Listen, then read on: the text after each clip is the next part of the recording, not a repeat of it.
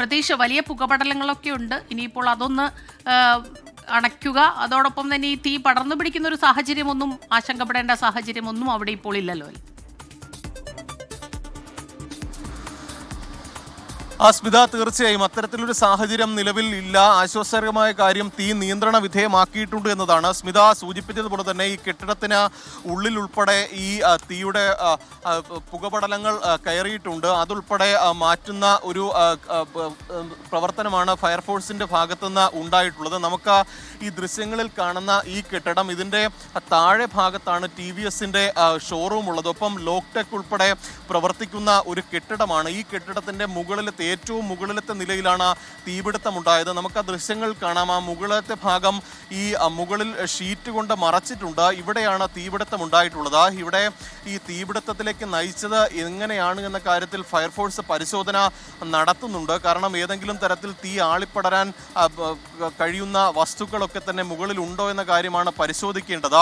ഈ ഇലക്ട്രോണിക് ഉപകരണങ്ങളൊക്കെ തന്നെ മുകളിൽ ഉണ്ടാകാനുള്ളൊരു സാധ്യത നിലവിൽ ഫയർഫോഴ്സ് പറയുന്നുണ്ട്. അക്കാര്യമടക്കം ഫയർഫോഴ്സ് പരിശോധിക്കുന്നുണ്ട്. നിലവിൽ 5 യൂണിറ്റ് ഈ ഫയർഫോഴ്സിന്റെ വാഹനങ്ങളാണ് ഇവിടെ എത്തി തീ നിയന്ത്രണ വിധേയമാക്കാൻ എത്തിയിട്ടുള്ളത്.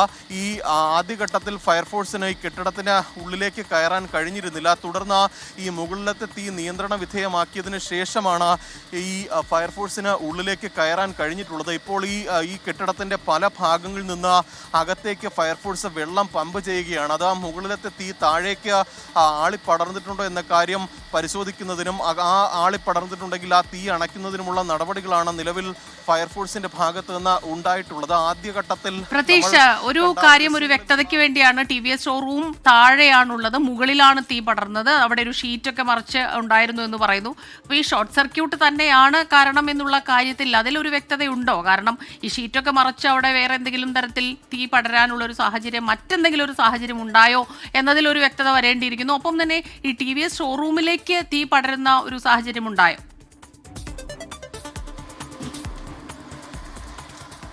സ്മിത, നമ്മൾ ദൃശ്യങ്ങൾ നോക്കുമ്പോൾ നിലവിൽ TVS ഷോറൂമിൽ വലിയ തീപിടുത്തം താഴത്തെ നിലയിൽ ഉണ്ടായിട്ടില്ല. പക്ഷേ മുകളിലാണ് ആദ്യം തീപിടുത്തം ഉണ്ടായത്. ആ മുകളിലുണ്ടായ തീപിടുത്തം താഴേക്കൊക്കെ പടരുന്ന സാഹചര്യമാണ് ഉള്ളത്. ഇത് ഈ കെട്ടിടം ഉൾപ്പെടെ ഈ പൂട്ടിയ നിലയിലായിരുന്നു. പിന്നീട് ഇതിനകത്തേക്ക് ഫയർഫോഴ്സ് ഈ ചില ഭാഗങ്ങളൊക്കെ തന്നെ പൊളിച്ചതിന് ശേഷമാണ് ഫയർഫോഴ്സ് ഉദ്യോഗസ്ഥർ അകത്തേക്ക് കയറിയത്.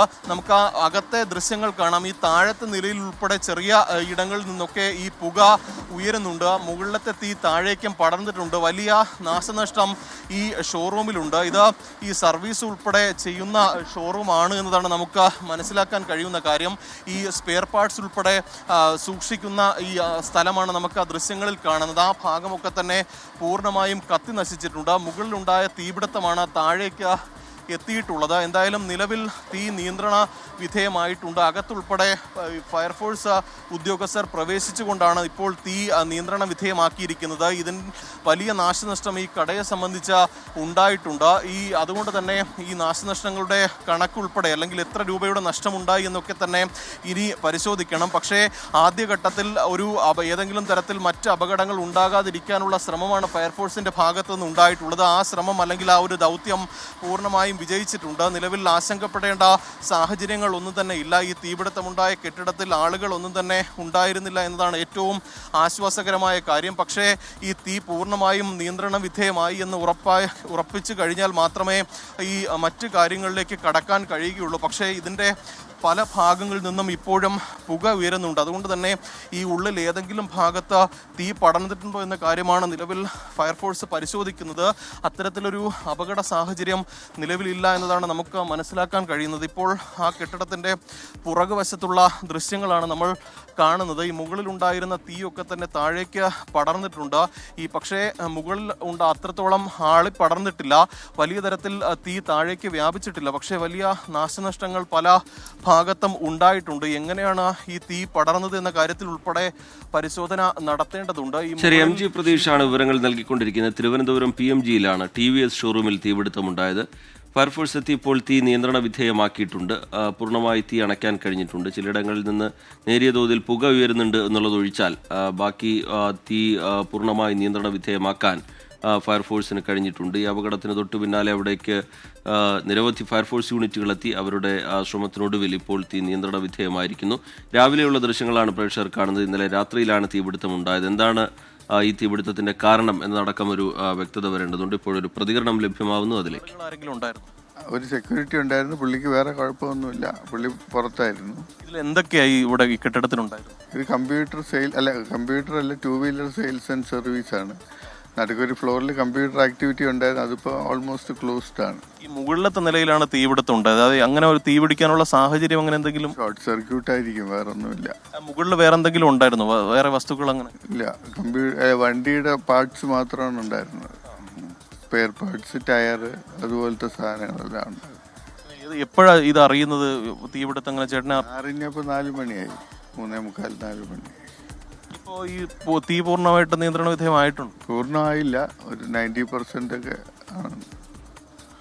ഈ പുതിയ വണ്ടികൾ ഉൾപ്പെടെ ഉണ്ടായിരുന്നു? പുതിയ വണ്ടികൾ താഴെയായിരുന്നു, അതിനകത്തൊരു 3-4 വണ്ടി ഡാമേജ് ഉണ്ട്. ബാക്കി പഴയ വണ്ടിയും കുറച്ച് ഡാമേജ് ഉണ്ട്. മുകളിൽ സ്പെയർ പാർട്സ് ആയിരുന്നു? Spare parts.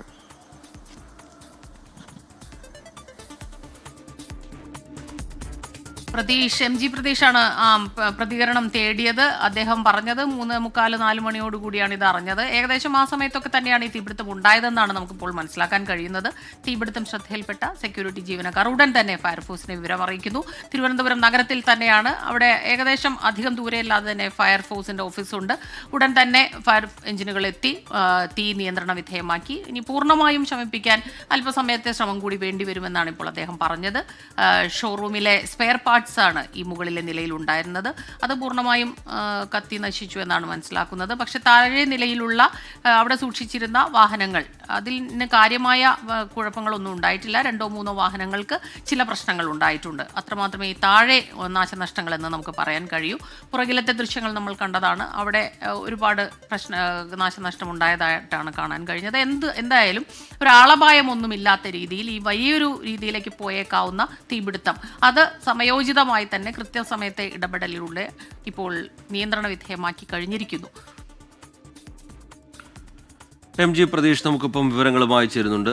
പ്രതീഷ്, ഇപ്പോൾ ഏതാണ്ട് തീ പൂർണ്ണമായി നിയന്ത്രണ വിധേയമായി എന്ന് പറയാവുന്ന നിലയിലേക്ക് കാര്യങ്ങൾ എത്തിയിട്ടുണ്ട് എന്ന് തോന്നുന്നു ദൃശ്യങ്ങളിൽ നിന്ന്. ഇനി അകത്ത് തീ പടരുന്നുണ്ടോ എന്നുള്ള കാര്യം അറിയില്ല. എന്താണ് അവിടെ നിന്ന് പങ്കുവെക്കാൻ കഴിയുന്ന വിവരങ്ങൾ? ഈ വലിയ രീതിയിലുള്ള നാശനഷ്ടം കണക്കാക്കുന്നുണ്ട്.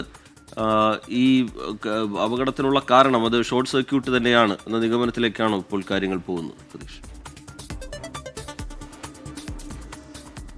റിജിത്ത്, ഈ നിമിഷം പങ്കുവയ്ക്കാനുള്ള ഏറ്റവും ആശ്വാസകരമായ കാര്യം തീ നിയന്ത്രണ വിധേയമായിട്ടുണ്ട് എന്നതാണ്. അപകട സാഹചര്യം നിലവിലില്ല. ഫയർഫോഴ്സിന്റെ സമയോചിതമായ ഒരു ഇടപെടലിൽ തീ പൂർണ്ണമായും നിയന്ത്രണ വിധേയമാക്കാൻ കഴിഞ്ഞിട്ടുണ്ട്. പക്ഷേ ഈ കെട്ടിടത്തിന്റെ പല ഭാഗങ്ങളിൽ നിന്നും പുക ഉയരുന്നുണ്ട്. നമുക്ക് ഈ ദൃശ്യങ്ങളിൽ കാണുന്നത് ഈ കെട്ടിടത്തിന്റെ പുറകുവശമാണ്.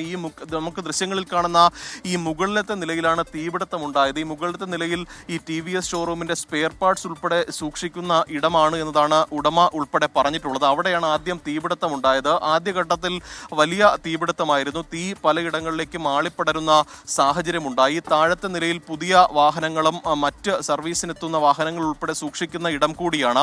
അവിടേക്ക് തീ വ്യാപിച്ചു. പക്ഷേ ഈ ഫയർഫോഴ്സ് എത്തി അവിടെ ഉണ്ടായിരുന്ന വാഹനങ്ങളൊക്കെ തന്നെ പുറത്തേക്ക് മാറ്റിയിട്ടുണ്ട്. നമുക്ക് ഈ ദൃശ്യങ്ങളിൽ കാണുന്നത് നിലവിൽ തീപിടുത്തമുണ്ടായ കെട്ടിടത്തിനുള്ളിലുണ്ടായിരുന്ന വാഹനങ്ങളൊക്കെ തന്നെയാണ്. ഈ വാഹനങ്ങളിൽ ഒരു ഭൂരിഭാഗം വാഹനങ്ങളും ഈ വലിയ കേടൊന്നും തന്നെ ഇല്ലാതെ പുറത്തെത്തിക്കാൻ കഴിഞ്ഞു. പക്ഷേ 3 വാഹനങ്ങൾക്ക് നാശനഷ്ടം ഉണ്ടായി എന്നതാണ് ഏറ്റവും പ്രധാനപ്പെട്ട കാര്യം. നമുക്ക് ആ ദൃശ്യങ്ങളിൽ കാണുന്നത് ഒരു സ്കൂട്ടറാണ്. ഇതിനകത്ത് ഉണ്ടായിരുന്ന ഒരു സ്കൂട്ടറാണ്. ഈ സ്കൂട്ടർ ഏകദേശം പൂർണ്ണമായും ഒരു 75% കത്തി നശിച്ചിട്ടുണ്ട്. പുതിയ വാഹനങ്ങൾ ഉൾപ്പെടെ ആ ഭാഗത്തുണ്ടായിരുന്നു. ആ വാഹനങ്ങളൊക്കെ തന്നെ ഇതിന് പുറകുവശത്തെ ഒരു ഗ്രൗണ്ടിലേക്ക് മാറ്റി വച്ചിട്ടുണ്ട്.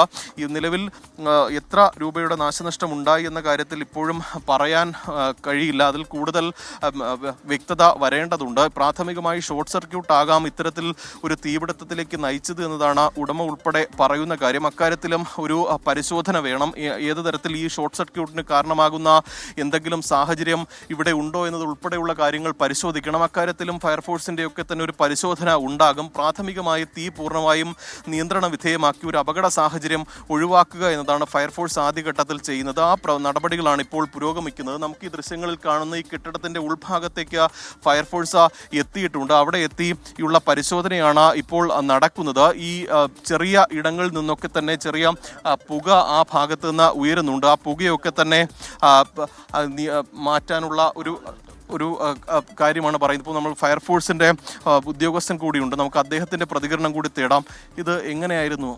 അല്ല, എങ്ങനെയാണെന്നുള്ള ഇനി അന്വേഷണത്തിൽ നമുക്ക് അറിയാൻ കഴിയും. ഇതൊരു 4 മണിയോടുകൂടിയാണ് നമുക്ക് റിപ്പോർട്ട് ഇട്ടത്. എന്നിട്ട് നമ്മൾ വർക്ക് ചെയ്ത് താഴെ ഏകദേശം ഫുള്ളായിട്ട് അണഞ്ഞു. ഇനി മുകളിൽ ഇവരുടെ സ്പെയർ പാർട്സിൻ്റെ ആണ് ഉള്ളത്.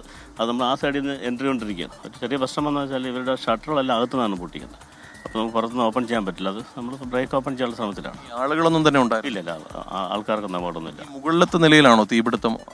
അതും നോക്കണം. താഴെ ഞങ്ങൾ വരുമ്പോൾ താഴെ നല്ല ഫയർ ഉണ്ടായിരുന്നു. താഴെ നമ്മൾ അണച്ചിട്ടാണ് മുകളിലോട്ട് എൻ്റർ ചെയ്യുന്നത്. പ്രാഥമികമായി അങ്ങനെ ഒരു കാരണം കണ്ടെത്താൻ കഴിഞ്ഞിട്ടുണ്ടോ? ഞാൻ അന്വേഷിച്ചാൽ അറിയാൻ പറ്റും നമുക്ക് എന്താണ് സംഭവം എന്നുള്ളത്.